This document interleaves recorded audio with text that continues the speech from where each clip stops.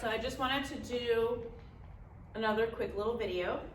The last one was just after a couple of days, so this is essentially just like the end of the week type thing. So just wanted to touch on a couple of different things. Since the last video, we have been continuing on with building that engagement. In here, she's doing a lot better. She's much more attentive to me. That's her right there, in case you're wondering where she is.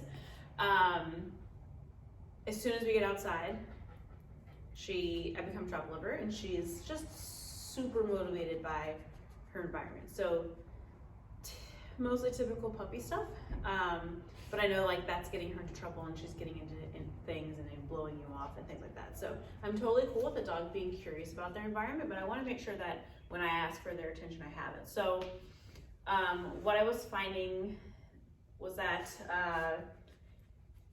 when I was trying to offer her food, sometimes she would not really care about it and kind of like, fake me out and not really take it. So instead of chasing her around and trying to make her take food from me, I wanted to be I want to play hard to get with her. So I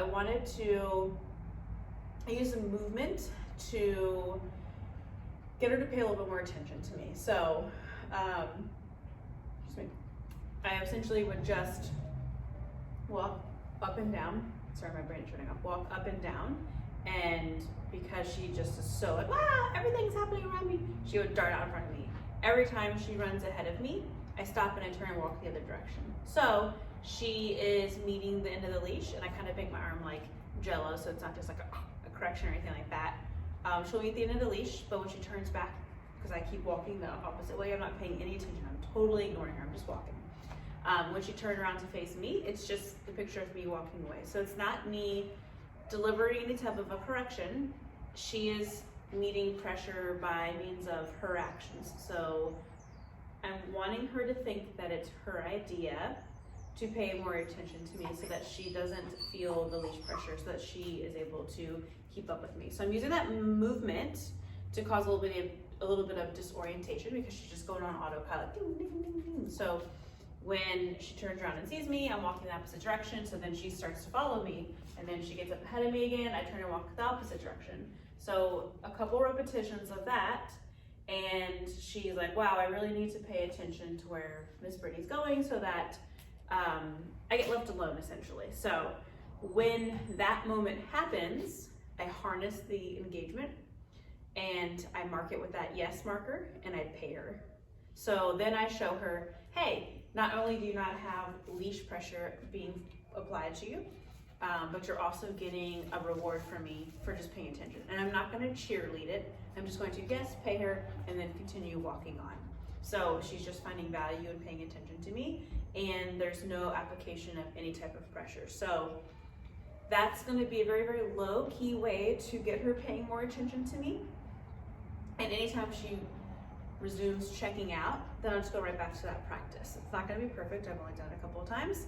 And right after that, she's like, wow, I'm just going to look up at you when we walk. And I don't need her to stare at me by any means, but I don't want her like way ahead of me, and then me, dragging behind her as she does her own thing. And it's not proving to be beneficial to try to get her attention. Hey, I have food over here, because then that's something that I think that she really takes for granted.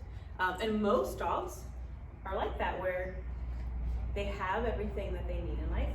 They're offered food. They have their magic bowl of food. Even if they're asked to sit before it, they have food given to them at breakfast time and at dinner time. Like, those things are like, I have that. I don't need to take this food from this trainer because I know that my meal is happening later. They have freedom to do whatever they want to in the house. They can go jump all over everything. And right now, because she's a puppy and teething, she's finding a lot of value in chewing on things. Even if you catch her and tell her to stop, like, it's already, the moment's lost.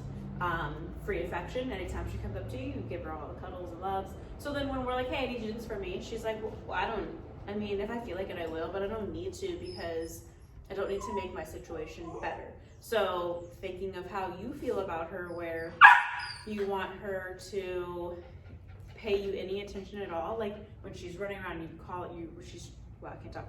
When she's darting out the door and you're calling her to come back to you and she's ignoring you, you crave for her to pay attention and to care. I want to flip the switch and have her craving my attention. So there's gonna be a lot of me being very dry with her and not really giving her a lot of attention and affection. I want her to want it a little bit. So I want it to be something that she's earning by giving me attention first. So I'm just making her think that it's her idea. And she just has a slip lead on. So I'm gonna kind of demonstrate the walking. It's not a great picture in here because I forgot my thing that follows me. And then she's not really motivated by much in her environment. So I apologize if I go out of the shot a couple of times.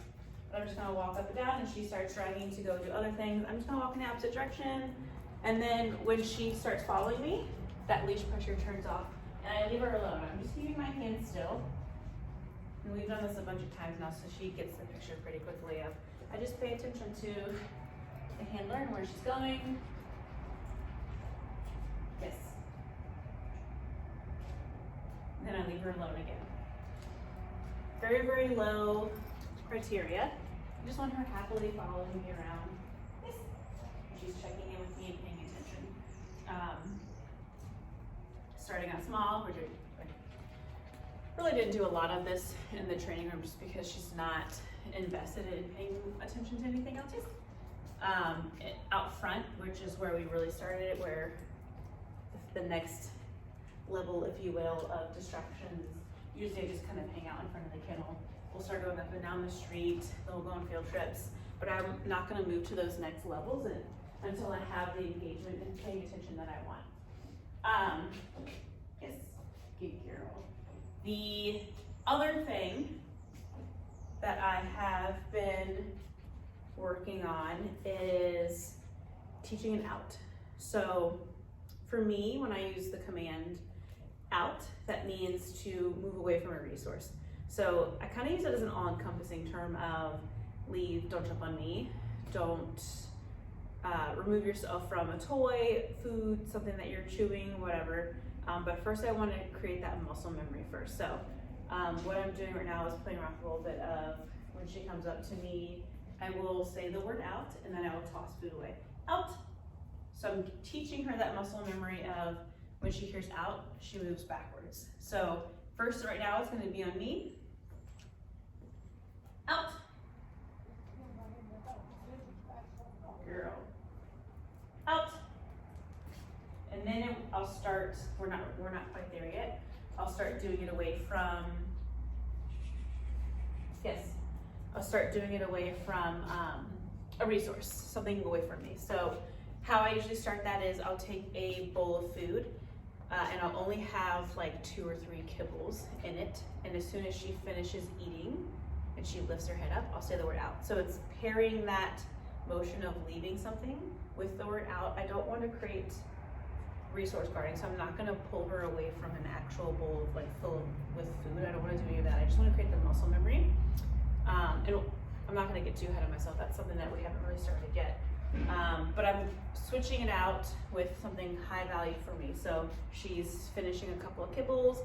I say the word out as she's lifting her head up, and then she runs back to me and gets something better than kibbles. So she's getting the treats that I have. So out. I also will do this exercise as I go in and out of doorways. So let's see if I can make the camera move so I can demonstrate. Sorry, sweetie. I really am mad that I forgot my thing today. So this door over here is where we will be working. If I can get it to balance. Okay. So if she comes to crowd the space, which will also, she wants this bone, which will also be good for out. Her bolting out of doors, so she's not crowding my space and trying to get out.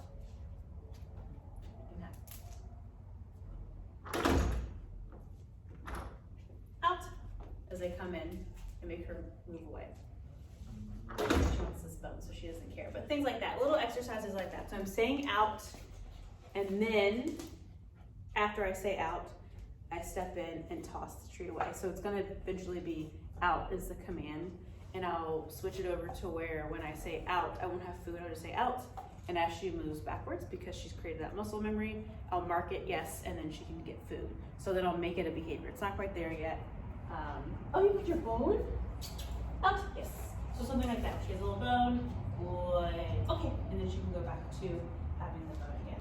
So I'm taking her away from a resource, giving her something of higher value, which is food, and then okay, that neutral release, meaning she can go back to having her bone. So it's creating less conflict.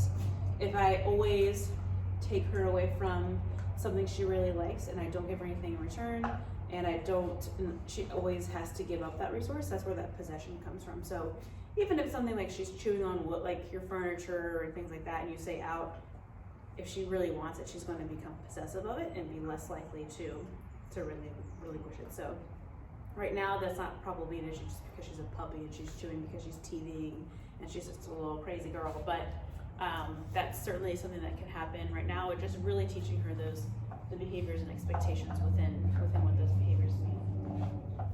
Oh, yes, good girl, good girl. Okay.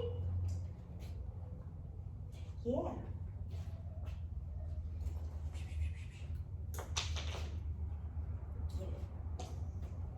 Out. Yes. Well, she's very smart and she figures everything super quickly. Good girl. Hopefully this little video is helpful in just kind of demonstrating